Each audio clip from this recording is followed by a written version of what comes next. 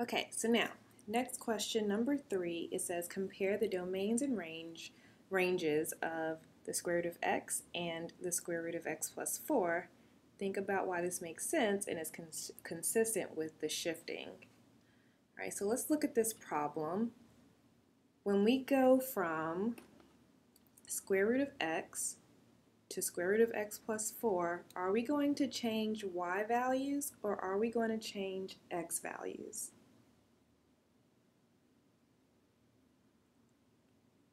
So are we changing something outside the function or are we changing something inside the function? So the answer should be inside. So we are changing x values.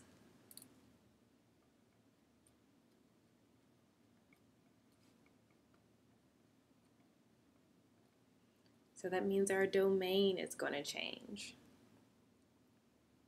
All right, and in particular, how is it going to change? Are we going to shift to the left or to the right 4?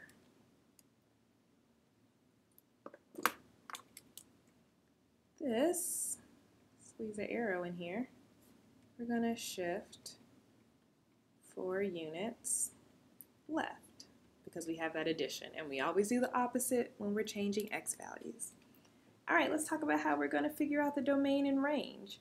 Well, in class, we're going to talk about this function, and you'll know exactly how to recognize what it looks like. So instead of plotting points, I'm just going to go right away and plot the graph.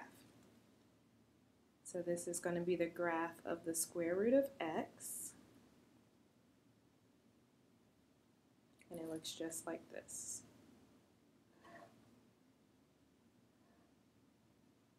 Where it just continues on, up and over forever.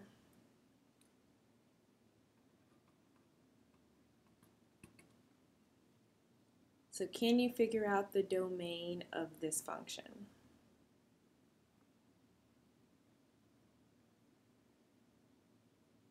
So the x values are going from 0 to infinity. We know we can never take a negative of a square root, so we're not going to have anything less than 0, but we can include 0 because the square root of 0 is just 0.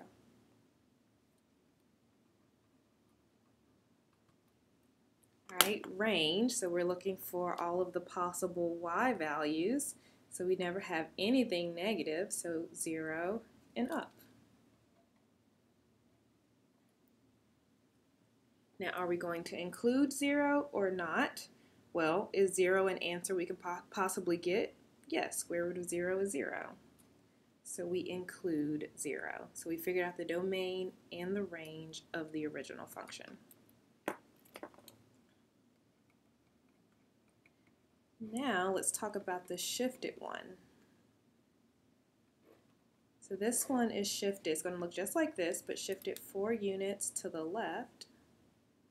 So instead of starting at the origin, it's going to start 4 units to the left. And it's going to do the same thing, go up and over.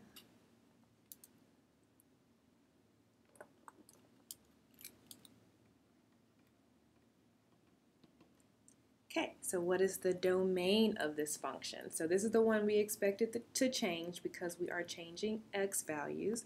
So what are the possible x values we can have?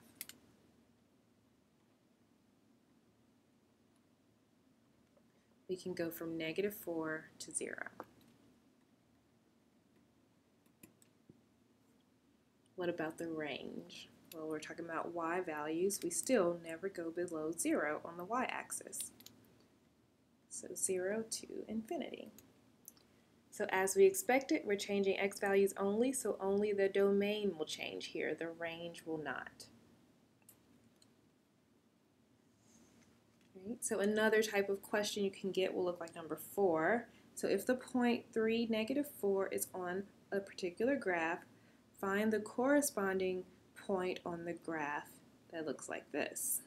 A couple things happening. So f of x minus 5 plus 3.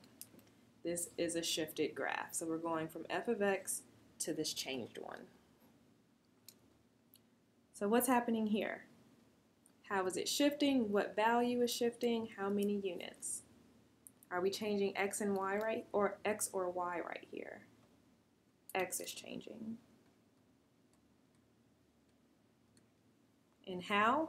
Well, we're going to shift 5 units to the right.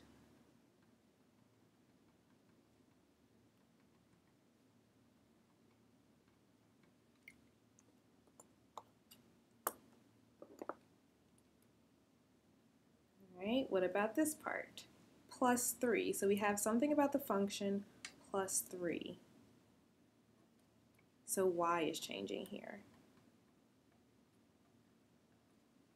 All right, so y is vertical, up and down. So we're going to shift 3 units up.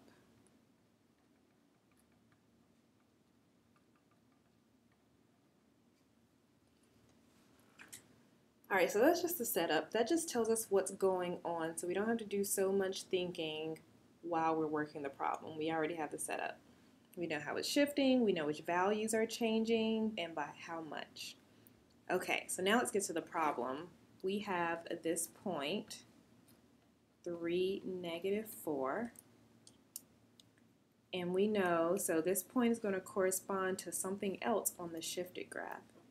So we need to make a transformation. So what's going to happen? So the x value, how will the x value change? Well, we already said the x value was going to change by shifting 5 units to the right. So we can add 5 units to 3.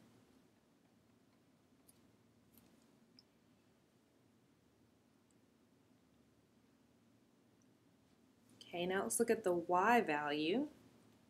Y value is -4, so how will that change on our new graph? Well, we said the way that y changes is that it shifts 3 units up. Up also means addition. So we're going to add 3 to this -4.